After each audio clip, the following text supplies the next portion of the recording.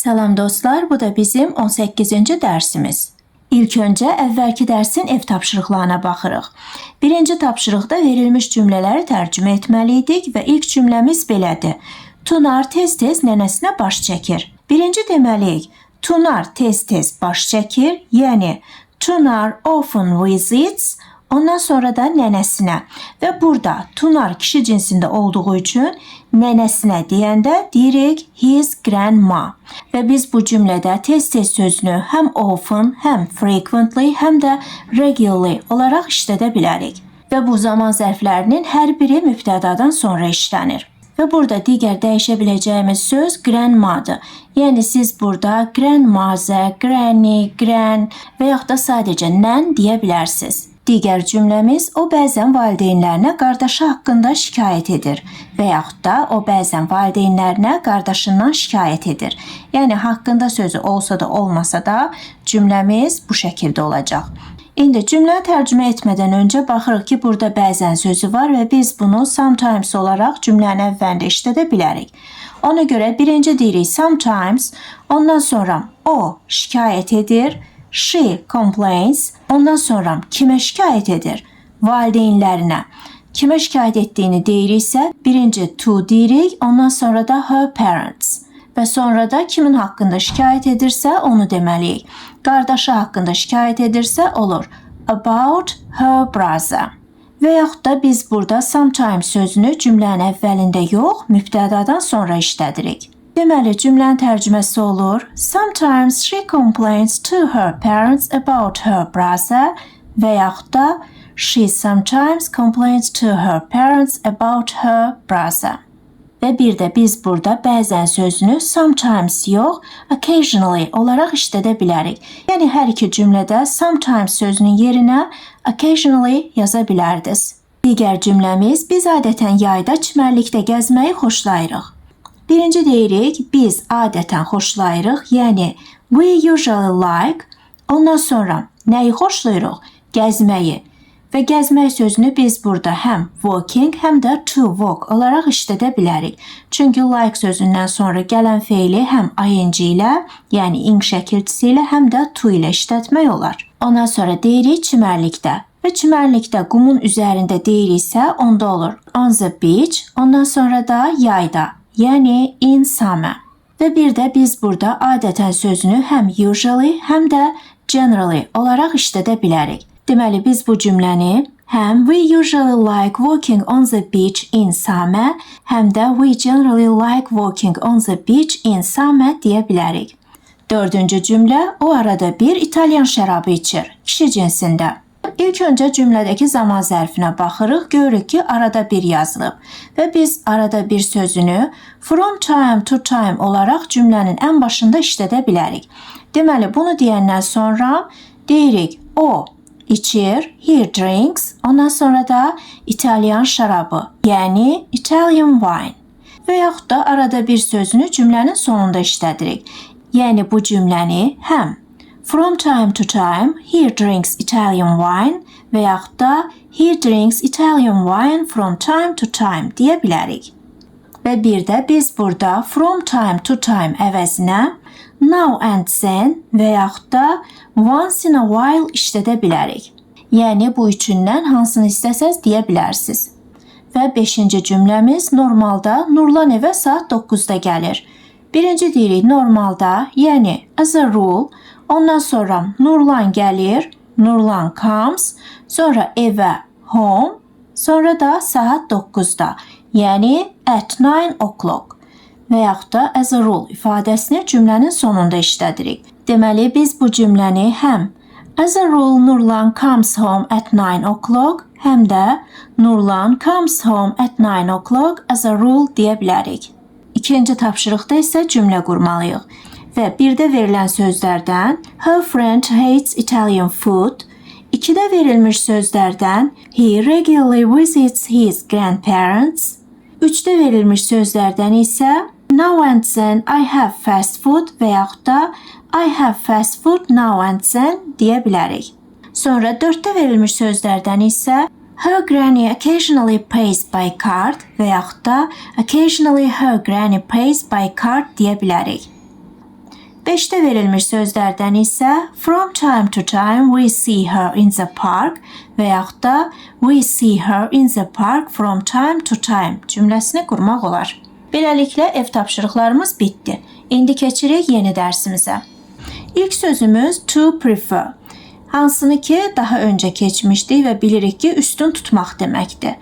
Və bu sözdə biz bir neçə cümlə qurmuşduq. İndi də gəlin başqa bir cümlə quraq. Məsələn, mən bazar günləri evdə kinolara baxmağı üstün tuturam. Birinci deyirik mən üstün tuturam, yəni I prefer. Ondan sonra nəyi üstün tuturam? Kinolara baxmağı. Birinci baxmaq deyirik, yəni to watch və yaxud da watching. Ondan sonra kinolara deməliyik. Və burada kino bizim yeni sözümüzdür. Bu şəkildə yazılır movie deyilir və yaxud da belə yazılır film deyilir, film. İndi mən cümlədə movie olaraq işlətmişəm və cəmdə olduğu üçün yazırıq movies. Ondan sonra evdə, at home, sonra da bazar günləri, yəni on Sundays. Deməli, cümlənin tərcüməsi olur I prefer to watch movies at home on Sundays və yaxud da I prefer watching movies at home on Sundays. Və gördüyünüz kimi biz bu cümlədə sadəcə nəyi üstün tuturuqsa onu dedik. Amma bugün biz sizinlə sadəcə bir şeyi üstün tuturam yox, bir şeyi digərindən üstün tuturam deyə cümlələr quracağıq. Məsələn, mən suyu limonaddan üstün tuturam. Gördüyünüz kimi burada artıq biz nəyisə, nədənsə üstün tutduq. İndi belə bir cümlə qurmaq üçün yadda saxlayırıq ki, to prefer feilindən sonra ilk öncə nəyi üstün tutmuşuqsa onu deyirik, ondan sonra to işlədirik, sonra da digər sözümüzü deyirik. Yəni seçim etdiyimiz o iki şeyin arasında to işlədirik. İndi burada birinci deməliyik mən üstün tuturam, I prefer, ondan sonra nəyi üstün tuturam? Suyu, ona görə deyirik water, ondan sonra da yazmalıyıq limonad. Amma limonadı yazmadan öncə birinci to işlədirik, sonra da limonad sözünü yazırıq. Və bu bizim yeni sözümüzdür. Bu şəkildə yazılır, lemonade deyilir, lemonade. Deməli, cümləmizin tərcüməsi olur, I prefer water to lemonade. Və gördüyünüz kimi biz bu cümlədə sadəcə iki dənə ismi bir-biri ilə müqayisə etdik. Amma indi hansısa bir fəaliyyəti, hərəkəti digərindən üstün tuturam demək istəsək. Yəni cümləmiz olsa, mən futbola baxmağı, onu oynamaqdan üstün tuturam. Bax, belə bir cümlə qurmadan öncə yadda saxlayırıq ki, əgər prefer sözündən sonra iki feili bir-biri ilə müqayisə ediriksə, yenə ortada to işlədirik, amma həmin feillərin sonuna ing artırıq, yəni ing şəkildisi. Deməli, cümləmiz olur, mən üstün tuturam, I prefer, ondan sonra nəyi üstün tuturam? Futbola baxmağı. Yəni birinci baxmaq deyirik, sonra futbol. Və baxmaq bizim feilimizdir. Ona ing artırırıq, ing şəkilçisi olur watching futbol. Sonra to işlədirik. Ondan sonra da nədən üstün tuturduq? Onu oynamaqdan. Yəni birinci oynamaq sözü olur, play sözü və sonra yenə ing artırırıq. Sonra da onu sözünü deyirik, yəni it. Deməli, cümlənin tərcüməsi olacaq I prefer watching football to playing it. Sonra digər sözümüz to look. Hansını ki keçmişdik və bilirsiniz ki, həm baxmaq, həm də görünmək deməkdir. Yəni, look sözündən son at işlədiriksə, onda deməli nəyəsə baxırıq. Tutaq ki, deyirəm, o mənə baxır. Olacaq, he looks at me. Amma indi look feilindən sonra sifət gəlsə, yəni at sözünü işlətməsək, cümləmiz olsa, sən möhtəşəm görünürsən. Olacaq, you look wonderful və yaxud da you look wonderful. Deməli, burada möhtəşəm sözü bu şəkildə yazılır, wonderful və yaxud da wonderful olaraq tələffüz olunur. Amma indi look sözündən sonra after sözü olsa, onda bu birləşmənin tərcüməsi olur qulluq etmək, qayğısına qalmaq. Məsələn, mən nənəmin qayğısına qalıram və yaxud da mən nənəmə qulluq edirəm. Olacaq, mən qulluq edirəm, mən qayğısına qalıram, yəni I look after. Ondan sonra kimə? Nənəmə, yəni my grandma. Deməli, cümlənin tərcüməsi olur I look after my grandma. və yaxud da look feilindən sonra for işlətsək, onda bu birləşmənin tərcüməsi olur axtarmaq. Məsələn, mən açarlarımı axtarıram. Olacaq, mən axtarıram, I look for, sonra da nəyi axtarıram? Açarlarımı. Və burada açar bizim yeni sözümüzdür. Bu şəkildə yazılır. Key deyilir. Key. İndi açarlarım deyildiyinə görə olur my keys. Deməli, cümlənin tərcüməsi olur I look for my keys. Və yaxud da desək, mən iş axtarıram. Yenə birinci deyirik I look for, ondan sonra da iş. Və iş sözü bu şəkildə yazılır, job deyilir. Job. Və biz burada iş axtarıram deyəndə iş sözünü work olaraq işlətmirik. Çünki work işin fəaliyyətini bildirir. Amma job işi, peşəni və yaxud da vəzifəni bildirir. Ona görə də iş axtarıram deyəndə work sözünü işlətmirik. Deməli, cümləmiz olur I look for a job. Sonra digər feilimiz planlaşdırmaq. Bu şəkildə yazılır to plan deyilir, to plan. Və cümləyə keçmədən öncə yadda saxlayırıq ki, to plan sözündən sonra gələn feil to ilə işlənir. Məsələn, mən xaricə getməyi planlaşdırıram cümləsində birinci deyirik, mən planlaşdırıram, I plan, ondan sonra xaricə getməyi. Birinci getmək deyirik, ondan sonra da xaricə. Getmək sözünü də dedik to ilə işlətməliyik, ona görə olur to go, sonra da xaricə. Və bu bizim yeni sözümüzdür. Bu şəkildə yazılır. Abroad və yaxud da abroad deyilir. Və bu söz həm xaric, həm xaricə, həm də xaricdə deməkdir. Yəni biz xaricə demək istəyəndə onun qarşısında to işlətmirik. Və yaxud da xaricdə demək istəyəndə onun qarşısında in və yaxud da at işlətmirik. Və belə olduğu üçün də biz burada xaricə desək də sadəcə abroad işlədirik. Deməli, cümlənin tərcüməsi olur I plan to go abroad. Daha demirik I plan to go to abroad. Əgər to abroad desək, onda cümləmiz səhv olur. Və yaxud da desək, mən xaricdə yaşamağı planlaşdırıram. Yenə birinci deyirik, mən planlaşdırıram. I plan, ondan sonra yaşamağı, to live, sonra da xaricdə. Və az öncə öyrəndik ki, xaricdə demək istəsək, elə sözün özünü deyirik, onun qarşısında in və yaxud da at işlətmirik. Yəni cümlənin tərcüməsi olur I plan to live abroad. Və burada da biz live feilini to ilə işlətdik, çünki plan sözündən sonra gələn feil mütləq to ilə işlənməlidir. İndi isə gəlin biraz uzun cümlə quraq. Yəni deyək, mən xaricdə iş axtarmağı planlaşdırıram. Birinci deyirik, mən planlaşdırıram, yəni I plan. Ondan sonra nəyi planlaşdırır? İş axtarmağı. Baxın, burada axtarmaq sözü elə məsdər formasındadır. Ona görə deyirik to look for, sonra iş, a job, sonra da xaricdə, yəni abroad. Deməli, cümlənin tərcüməsi olur I plan to look for a job abroad. İndi bu cümləni belə rahatlıqla tərcümə edə bildiksə, gəlin cümləmizi biraz da böyüdək. Yəni deyək, mən kolleci bitirəndə xaricdə iş axtarmağı planlaşdırıram. Baxın, bu artıq mürəkkəb cümlədir. Yəni burada 2 dənə cümlə var. Bura kimi bir cümlədir, buradan sonrası da digər cümləmizdir. Bu cümləni də artıq biz tərcümə elədik. Yəni xaricdə iş axtarmağı planlaşdırıram cümləsi olur I plan to look for a job abroad. Sadəcə fərq ondadır ki, cümlədə mübtəda yoxdursa, biz feilin sonuna baxıb tapa bilərik ki, kimdən söhbət gedir. Yəni planlaşdırıram deyəndə bilirəm ki, mən planlaşdırıram. Ona görə də cümləni I sözü ilə başlamalıyıq. İndi ikinci cümləni bildiyimiz üçün gəlin birinci cümləni tərcümə edək. Mən kolleci bitirəndə. Amma bizə rahat olsun deyə gəlin ilk öncə bu əndə şəkilçisini ataq. Sadəcə deyək, mən kolleci bitirirəm. Olacaq I finish college. Və bu bizim yeni sözümüzdür. Bu şəkildə yazılır. College və yaxud da college deyilir. College deməkdir.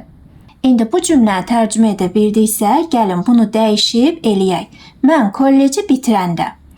Bax, bu cümləni tərcümə etmək üçün yadda saxlayırıq ki, anda, əndə şəkilçisi ingilis dilində olur when. Bu şəkildə yazılır, when deyilir. Azərbaycan dilində anda, əndə şəkilçisini əvəz edir. Bundan başqa da nə vaxt, nə zaman deməkdir. Yəni mən cümlənin əvvəlinə when yazanda artıq o anda əndə şəkilçisini işlətmiş oluram. Artıq bunu deyəndən sonra cümləmi əvvəlki qayda ilə tərcümə edirəm. Yəni deyirəm mən kolleci bitirirəm. I finish college. Deməli cümlənin tərcüməsi olur when I finish college. İndi bunu da tərcümə edə bildiksə, gəlin qayıdaq həmin o uzun cümləmizə. Deməli, mən kolleci bitirəndə oldu when I finish college. Ondan sonra da xaricdə iş axtarmağı planlaşdırıram. Olur I plan to look for a job abroad. Yəni bu cümləni when I finish college, I plan to look for a job abroad deyirik. Amma indi cümləni dəyişib. Kolleci yox, universiteti bitirəndə demək istəsək, onda olur when I finish university, I plan to look for a job abroad. Yəni, universitet sözü bu şəkildə yazılır, university deyilir, university. İndi isə gəlin deyək, mən sürməyi öyrənəndə maşın almaq istəyirəm. Burada da iki cümlə var. Birinci cümləmiz mən sürməyi öyrənəndə, ikinci cümləmiz maşın almaq istəyirəm. İndi gəlin birinci mən sürməyi öyrənəndə cümləsini tərcümə edək. Anda əndə şəkilçisini görəndə birinci when işlədirik, ondan sonra deyirik mən öyrənirəm, I learn, sonra da sürməyi, yəni to drive. Baxın burada da yadda saxlayırıq ki learn sözündən sonra gələn feil to ilə işlənir. Yəni biz indiyə qədər learn feilini çox işlətmişik cümlələrdə, amma ondan sonra heç vaxt feil işlətməmişdik. Yəni deyirdik mən ingilis dili öyrənirəm, mən fransız dili öyrənirəm və s. Yəni bu sözdən sonra feil işlətmirdik. İndi isə artıq feil də işlədirik və hansısa bir feili işlədəndə onu to ilə işlətmək lazımdır. Deməli ilk cümləmizin tərcüməsi oldu when I learn to drive. Ondan sonra keçirik ikinci cümləyə maşın almaq istəyirəm. Maşını kim almaq istəyir? Mən. Deməli, birinci olur I, sonra istəyirəm, want, sonra da maşın almaq, yəni to buy a car. Deməli, bizim bu uzun görünən cümləmizin tərcüməsi olur when I learn to drive, I want to buy a car. Digər sözümüz səbirsizliklə gözləmək. Bu sözümüz də look feilinin köməyi ilə düzəlir. Deməli, look sözündən sonra forward to deyirik. Yəni yazanda belə yazırıq. Deyəndə isə to look forward to deyirik. To look forward to. Məsələn desək, biz yay tətilini səbirsizliklə gözləyirik. Birinci deyirik, biz səbirsizliklə gözləyirik. Yəni we look forward to. Sonra nəyi gözləyirik? Yay tətilini. Olur the summer holiday. Deməli, cümlənin tərcüməsi olur we look forward to the summer holiday. Və yaxud da mən məzuniyyətimi səbirsizliklə gözləyirəm. Birinci deyirik, mən səbirsizliklə gözləyirəm. I look forward to. Sonra da məzuniyyətimi. My vacation. Yəni cümləmiz olur I look forward to my vacation. Və gördüyünüz bu iki cümlədə biz look forward to sözündən sonra isim işlətdik. Amma indi isim yox, feil işlətmək istəsək, onda həmin feilin sonuna ing şəkilçisi əlavə edirik. Məsələn, mən səni görməyi səbirsizliklə gözləyirəm. Birinci deyirik, mən səbirsizliklə gözləyirəm. I look forward to. Ondan sonra səni görməyi. Burada birinci görmək sözünü deyirik, sonra səni. Görmək sözü də to see-dir.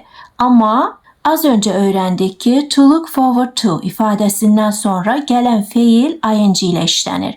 Yəni ing şəkilçisi ilə. Ona görə də biz burada to see yox, seeing deyirik, sonra da səni sözünü. You. Deməli, cümlənin tərcüməsi olur I look forward to seeing you. Sonra digər cümləmiz.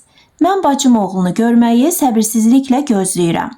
Və mən burada görməyi sözünü mötərizəyə almışam. Çünki normalda biz deyirik, mən bacım oğlunu səbirsizliklə gözləyirəm.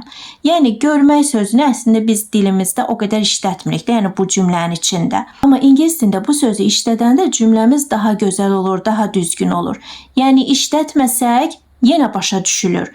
Amma işlətsək daha düzgün olur. İndi bu cümləni tərcümə etmək istəsək, yenə birinci deyirik, mən səbirsizliklə gözləyirəm. I look forward to. Ondan sonra bacımın oğlunu görməyi. Birinci görməyi deyirik. Seeing. Sonra da bacım oğlu. Və bu bizim yeni sözümüzdür. Bu şəkildə yazılır.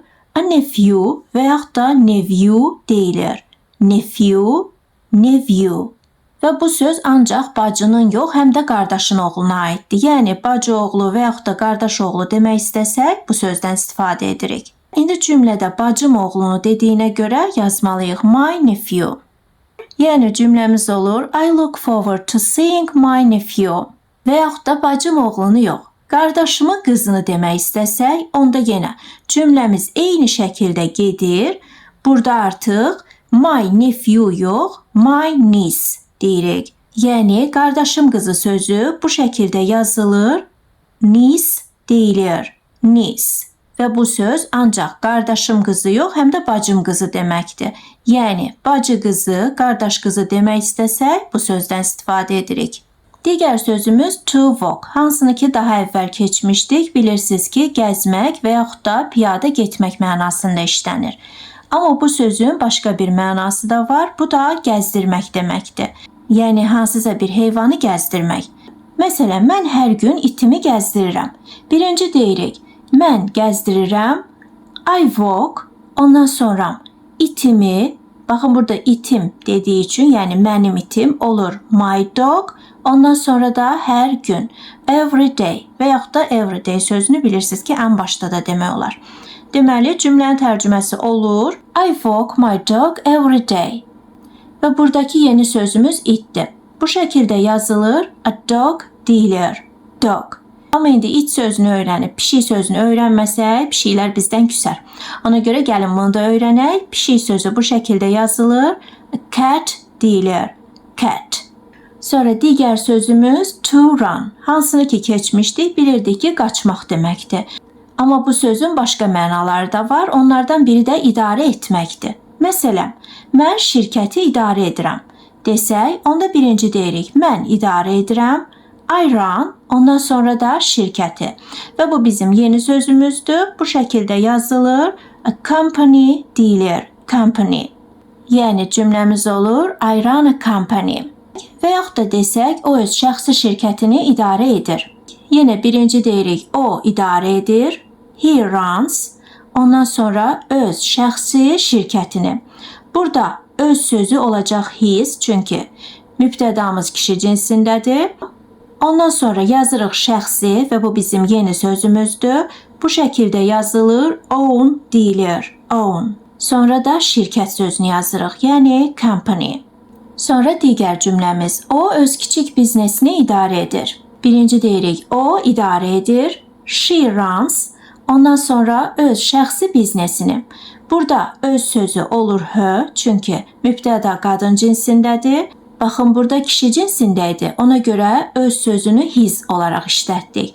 Amma burada qadın cinsində olduğu üçün öz sözünü h olaraq işlədirik.